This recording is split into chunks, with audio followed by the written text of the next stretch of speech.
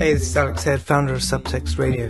This is Subtext. Please go ahead and click the like button and the subscribe button. It really helps us to reach new audiences and promote the artists that we work with. Hit like and hit subscribe.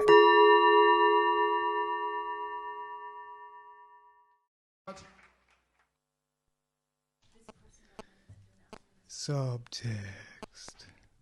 Alright, that was our jingle. Are we on? Yeah. We're doing it. Yeah, hi. Alright. You're actually moving at the same time as you're speaking. Yeah, I'm trying to get into the mic, but it sort of echoes a bit, doesn't it? It's got a bit of a Grace we Jones don't echo going on. Yeah. It's also not supposed to be. I've got to hear a phone going. There's not supposed to be any phones going on. Okay. In any case, do you want to do? Yeah, you did it. Do you want to do the jingle? As we did. Oh, yeah, do the jingle. 1, 2, 3. Offer Gems. I mean, we need to. All right. Sorry, we need to point out off-air gems. Should we do a new jingle for today on a new one? On-air gems. On-air gems. Okay. 1, 2, 3.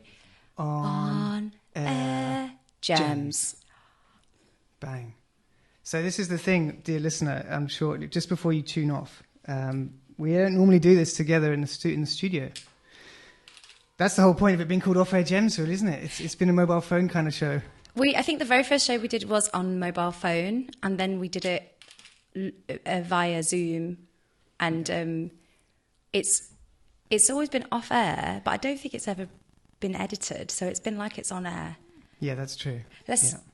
Yeah, it was somehow ahead of its time in that we started doing it distance before everything else went into distance of extreme degrees. More distant than we expected, I think. Yeah, so here we are. Alex Head. Shanti Suki Osman. And we're laying up, 5 more complex, controversial topics, as usual. Yeah, I don't know. You want to get into it? Let's get into it. Yeah, Let's just get into it. Okay, so I'm also trying to get into the sound of my voice. I like it. So I was just watching a Grace Jones documentary earlier, and so that's why I feel like Grace Jones right now. But that's got nothing to do with anything apart from the first word, which is thrills. Thrills. I don't know if it can be thrill or thrills. So this is the reason why I chose it. Maybe as you know, I finally was able to visit my mother this summer, and I was very grateful to be in England for 4 whole weeks in Long Eaton, so this small town near Nottingham, and it was 4 weeks of holiday, like complete holiday. Bliss. As in, didn't check my emails for at least the first 3 weeks. I had that, Abbason Heights, no teats on it. And, it was banal. Completely banal and beautiful. Yeah. And it was just enjoying the banalities of sort of walking with my wonderful mother to the park and then having a coffee and then coming back. Not even in the bad sense of the word.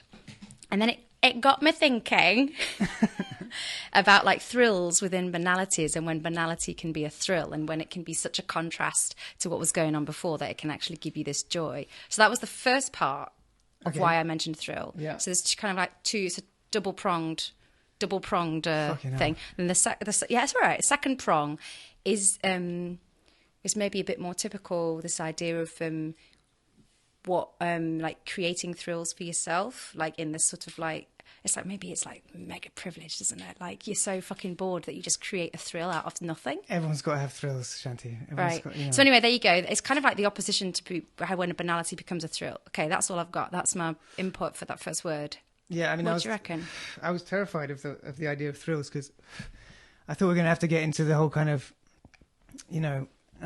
hedonistic dimension. No, I'm not. I don't know enough about that shit, and I'm too conservative, so no. Yeah.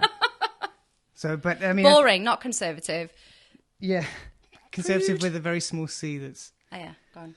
I mean, I was thinking about just there's a sort of banality of being at home and being back, which I definitely empathise with what you're saying there. I mean, we passed back quickly, Anna and I.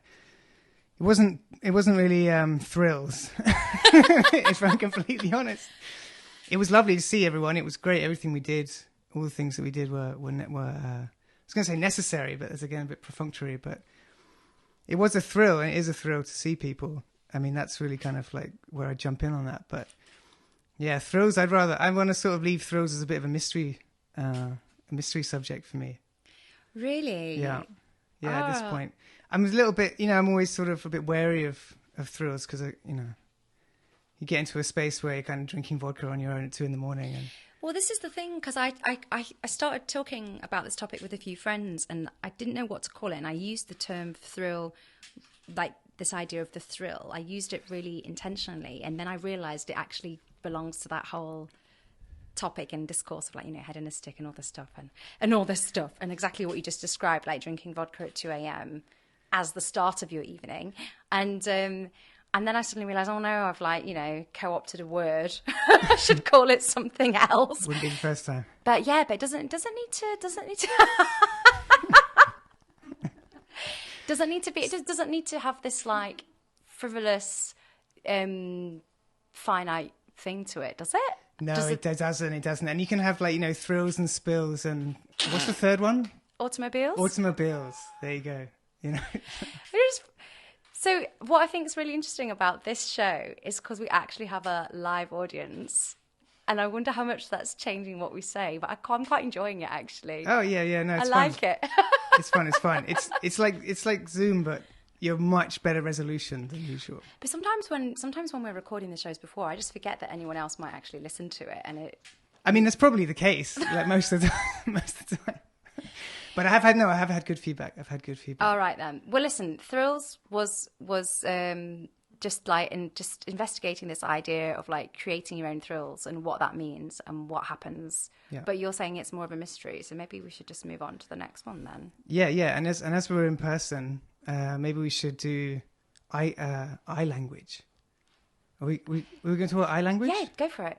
Go on, you start. Yeah, but I'm thinking because of eye language being a subject which has very much come out of being masked up for this period, that maybe we should wear our masks for this subject. Yeah, I'll do it. All right. Might help with my high S's on the microphone. Yeah, well, that's the other advantage, is that anyone who's been recording. Oh, with but a you've got a mask fancy one. I've got a regular. Is that an FFP? I don't think it's FFP, but it's just. All right, go on then. Mush. Rock and roll. Yeah, eye language. Jesus Christ! I mean, there's so much in there. I think the first thing we started doing when that came up was sending Mr. Bean gifs to each other on Telegram. Actually, look at that! Fucking hell, you look completely different now. With the mask on. Yeah. I mean, it's really hard to gauge your reaction. From the eyes. My eyes are really wide, though. Yeah. Curious and like, okay, where's this going? I'm also wondering. Aghast. Yeah, Aghast. Yeah, so I mean, basically, I've been working in this vaccine center, and this has obviously been really, eye language has been primary mode of actually communicating with people. Partly because of my language skills up until recently, but partly because you just don't get much chance. And there's like hundreds of people there, and you're all passing by each other. I really noticed how delicate that situation is, actually, and how kind of careful one has to be, because when you're only left with the eyes, it's not just the kind of like dilation or whatever, or the sense of like eyebrows going up to express interest or whatever, but it's also like where are your eyes? Like, where are they going? Because if that's the main mode of communication, then like a tiny glance one way or the other can get quite kind of tense in a sense. Yeah, I suppose little things that might just be like a throwaway look could be like a whole start of a new conversation. Yeah, also, and you walk, because a lot of the time it's, eye contact is with strangers, right? Like eye language it's a thing that happens between strangers. So, for example, you're on the U-Bahn desperately trying not to make eye contact with anyone. Or you're kind of walking past someone and just trying to be like, another day, everything's fine. But it can come across as sort of like, I fucking hate your guts. I wish I'd never seen you. Because you're trying to do it sort of sarcastically, or you're trying to overemphasize, perhaps. Do you mean with the masks on? Yeah. Oh, yeah. Do you feel like, because you said the word, did you say the word sensitive? No, you said the word... I might as well have said the word sensitive. You didn't say sensitive. You said something else. But what I want to say is, what do you think it does to intimacy and vulnerability? Yeah, that's exactly it, right? Yeah. So, yeah, exactly. So it's a strange sense of intimacy, partly because you're going through this thing together, right? You're Sure. obliged. This thing. And you're kind of stripped down to some sort of almost sort of manic form of communication. And on the other hand, without the capacity to speak beyond the mask, as it were, I do feel vulnerable. Yeah, I do feel very vulnerable. I feel like the public are also quite vulnerable. I mean, they're getting vaccinated, aren't they? So they know if you feel vaccinated. Especially if you think of it like being in the vaccination centre. So I've been on the train a bit recently, just, travelling around. I went to Leipzig the other day. Oh, yeah. And I got on the train, and it was good. Like, everyone had everyone had masks on. And I walked in, and I just, I had my bag, and I was just looking around at everybody. And everybody just looked more animated. Because, and that sounds a bit weird, right? Because more than half of your face is covered up, with most people, like, a white mask like this. But everyone seemed way more animated, like, as if they were, I don't know, expressing more. And then I saw someone I knew right next to me, and they were just like, Shanti, I was like, oh, Sebastian, what the hell are you doing here? And I was like, da-da-da-da. And it was just this, like, I don't know, would you assume that you could recognise people when you cover everybody's mouths? I guess that I don't know. I don't know. Anecdote. There you go, just for that. Yeah, you can try and use it to hide from people, but then you don't know if they're just being polite and letting you go, or if it's actually worked or not. Certainly with the one I'm wearing now, it probably wouldn't work so well. I mean, if I actually look at your face, it is really freaky because it's a mask. I don't know if you've described this on air, off air yet, but it's a mask which is obviously recreating the bottom half of a face. Yeah, it's supposed to be my face. It's supposed to be your face. I wasn't sure. I don't think I took the picture very well. That's why I said a face. So it's like nose and, like, a bit of facial hair and all that stuff. And it's when I look at it, it's like you look like a face. You look like what's the coach of the England team? Do you follow football? I don't know. Is it Gary Neville at the moment? Gareth Southgate. You look like Neville. Are they brothers? No, there's two. Oh no, there's it's the two first Neville name. brothers. It's the first name. No, but it's like, yeah, that would. I mean, it looks a bit freaky, to be honest. Yeah, I hadn't intended that. I sort of thought I would get it to do, like, sort of work-related stuff where I have to go in and promote what I'm doing, but try and remind them of who I was. Do you think you're somebody, like, forget the masks for a second, but do you think you're somebody who has quite pronounced facial expressions? No, not really. You see, because I have been told numerous times in many contexts that for better or worse, I definitely do. Like, I do pull a face now and again when perhaps I shouldn't. Yeah. So that's why having the mask for me has been fine. I feel like I've been just, like, giving it with my eye theatre. Yeah. But for someone... Well, what do you think? What can you see? Or you just see a gas eyes the whole time? I'm just seeing a bird. I mean, it just looks a lot like a beak. But it always looks like that to me, pretty much. So. You're saying I've got a big nose? No, a pronounced mask. Pronounced maybe? mask? Yeah. But I'm just wondering, there are people who don't aren't like very expressive in their faces, so it's a bit hard.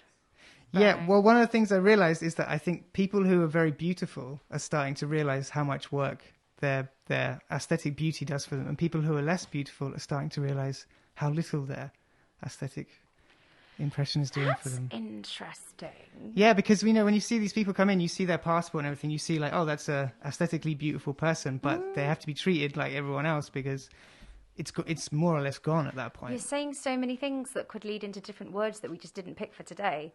But, like, Off-air gems. No, but off-air gems. But, like, when you say, like, oh, they've just got to be treated the same, when would they? Do you mean just because social unconscious bias means they'd be treated differently, and whether that means better or worse depending on who the person is? Like, because there's often animosity. I know that, like, often there's, like, if a really good-looking person walks in, whatever gender response, it could be like animosity or like intimidation or something like that, rather than like treating them like, I don't know, Princess Diana or Beyonce. For example. Yeah.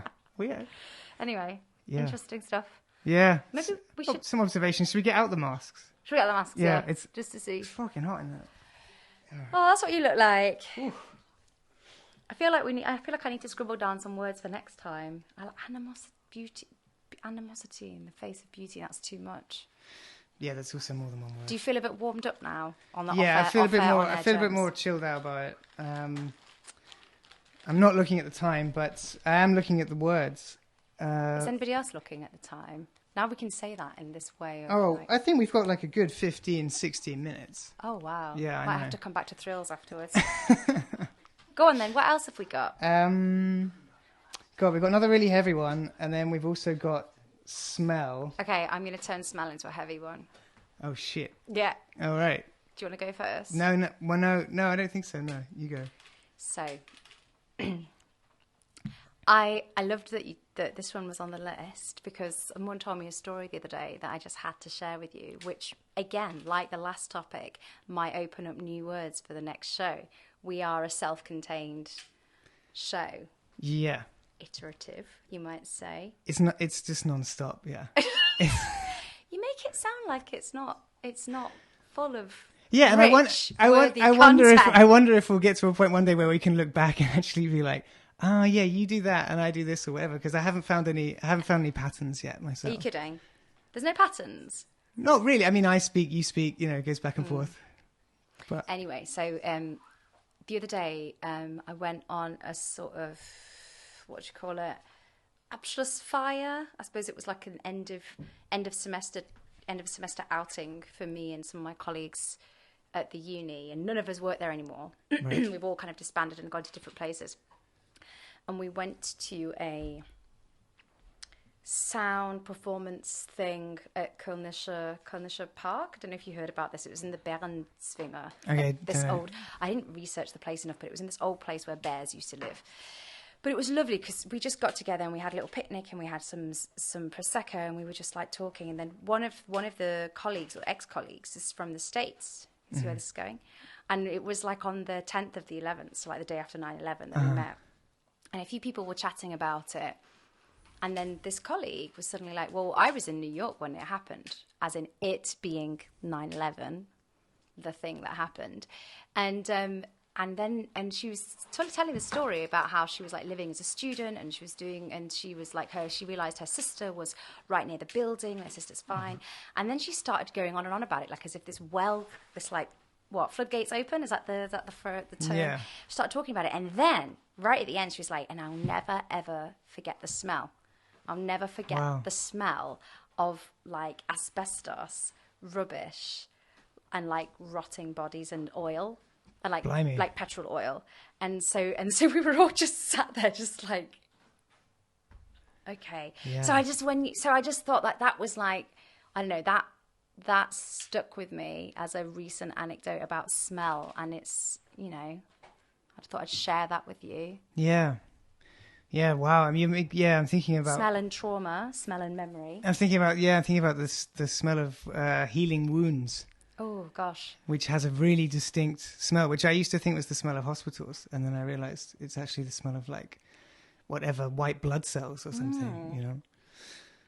Whew, it's pretty grim. Did you think that was going to be a light one? Is that why you said smell? I mean, I was just going to talk about clubs. You can talk about clubs as well. I just thought I'd, you know, bring in the weight. Yeah. Heavyweight No, topic. no, that's, I shall always think of that when I smell things. Well, that to me is like my 9/11 anecdote now. Now I've actually got something interesting to say about it. Yeah. I'll just talk about my ex-colleague who said about the smell. It sounds really poetic as Yeah. well. Yeah, I Lots mean, of we all flesh. need one. Huh? We all need one. Talk about smells in clubs then. What were we going to say? No, I mean, you know, it wasn't so much the smell. It was more just the sense of, just the sense of being exposed to people sneezing and being like, oh yeah, like, Gross. maybe that's all right. Maybe that's all right. Oh, okay. I mean, I'm very pro safety and I'm very pro, you know, look after yourself and everyone else. But, you know, I had a sort of sore throat after going out for a long night for the first time in a long time, really. And I actually sort of thought there's a degree to which, and I don't want to be insensitive to people who obviously suffered from this awful virus, but there is a degree to which, you know, safety measures taken into account, it's probably good to be exposed to other human beings again. You know, I'm sure your own, you know, body and your own system, your own ecology that's going on actually needs that. I mean, that's how we've usually done it. Yeah. I know what you mean. I don't think you're being insensitive or controversial or whatever, but I think the fact that we've been able, let's just say, we've been legally allowed to like meet up and do stuff Yeah. is actually really nice. I do think wearing the masks on the U-Bahn is good though, because you don't smell other people, which is quite nice. Yeah. What is it like? I've not been in a club yet. What's it like? What did you do? Well, sadly, there wasn't really a live DJ, so they didn't do a lot of dancing. Although, actually, I did go to another one, actually, come to think of it, and there was dancing. Yeah. Yeah, there's lots of kind of like slightly distant dancing, like going around the Slightly maypole or social something. Oh, right. But then, inevitably there's so many people that can't be maintained. And then there are some people wearing masks on the dance floor, but you wonder if it's kind of a kink thing or if they're really worrying, or if it's, because there've been a lot of dance floors where people are wearing masks anyway, way before the pandemic But are the happened, masks so. like with their faces painted on them, or their faces like They're not necessarily printed on them like yours was? No, but they're like coloured. They sort of feel like, well, I'm going out, I'll wear my pink mask and I'll wear a pink top, and it's right. colour coded. Were people mainly not wearing masks though? Yeah, Well, but they were checking on the door. Yeah, but in the UK, like when I was there just recently, no masks. Yeah, I know. No masks, nothing. It was just me and my mum on the bus wearing masks. After a while, there were other people doing it. But you go into places and it's not mandatory. Yeah. But so, I don't know. Yeah, that's a strange vibe, yeah. It's a really strange vibe. Yeah, but you've got to adapt, haven't you? And we've got to find a way through. And someone was explaining to me yesterday the difference between 2G and 3G, which until then I just thought was a kind of very unfortunate crossover with the idea of 5G. That's what I thought. What's the difference? So 3G is like it's based on the German, right? Genesen, which means you're so-called healed from it. Geimpft, which means you're vaccinated. Yeah. And getested, which means you're tested. So what's 2G then? Which one do they drop off? I think you drop off the having to have done a test in order to get in if you haven't been vaccinated. So there's all kinds of different aspects to it. So whether the staff have to wear masks or not, whether you're wearing a mask but not to sit down. Hang on, I need to think about that. I need my 2G if it's because there's 2G and 3G. Right. If 2G is like genesen and geimpft, but you don't have to have a test. Bear with me. Does that mean it's a higher safety measure or a lower safety measure? It's a lower safety measure because the 3G, I think, is that if you don't have either of those things and you haven't been tested, you don't get in at all. But the 2G must be if you don't have either of those things, you don't get in. No, the 2G is if you have been vaccinated or if you've had it and recovered. Exactly. Yeah. But if you've not been vaccinated and you've not had it and recovered, then you can't get in. Yeah. So you can't do a test to show you've got in. So to me, that's why the 2G is like a higher safety. Yes, maybe. It doesn't give that third option. I'm definitely open to the fact that I didn't entirely take it all on. I don't know. I'm live on air trying to figure out an off-air gem topic. So this is like, Yeah. I feel my brain is going on this. Yeah. All right. So what's 5G then? 5G is just a conspiracy theory. I know. What would the other G's be? I don't know. Yeah, I don't know. It's just a shame that everything in the past tense has to have a G on it. So it's sort of everything that they could have chosen would always end up like that. Think of another one. I don't know. Another subject. No, another G to make 4G. it 5G. 4G. What would the fourth G been? You bring your mum with you. Bring your mum. Yeah. Begleitet. No, that's B. 3G plus B. There's a whole alphabet of possibilities out there, but the sooner it's over, the better, really. I'd say. Any more? We do have one last subject, which is also a juicy one. Speaking about Germany as a German, as opposed to our both being from Britain. Britannia, England. Yeah, I might just go into that. You please do. Yeah. I'm not starting this one. I just noticed, because I've been in the kind of back and forth of European history, awarded German citizenship through a kind of mistake, really. I mean, I don't think they would have really given it me if it wasn't for the referendum that we fucked up. And I just sort of, it's been a year and a half or something now, and obviously there's been some really great benefits to that, like being able to get back into Germany in the middle of pandemic, for example. But I also noticed that the kind of casual jokes or the casual kind of like don't talk about the war thing, which would go on between me and my family, sort of shifted gears a little bit. And I thought that was really interesting because it was kind of like, you know, some silly comment would come up and then I'd just be like, oh yeah, that's hilarious. And then they'd be like, I don't think we can say that in front of you anymore. Like we, so it's like a thing. Yeah. Like they actually kind of, I feel like they're actually editing or like censoring a little bit that part of the sense of humor, which sadly is still a big part of British humor. It comes up, I find. So with or without my mask, I'm now once more a guest and I rhyme. Oh, wow. Okay. That's good. I was not expecting you to go down that route.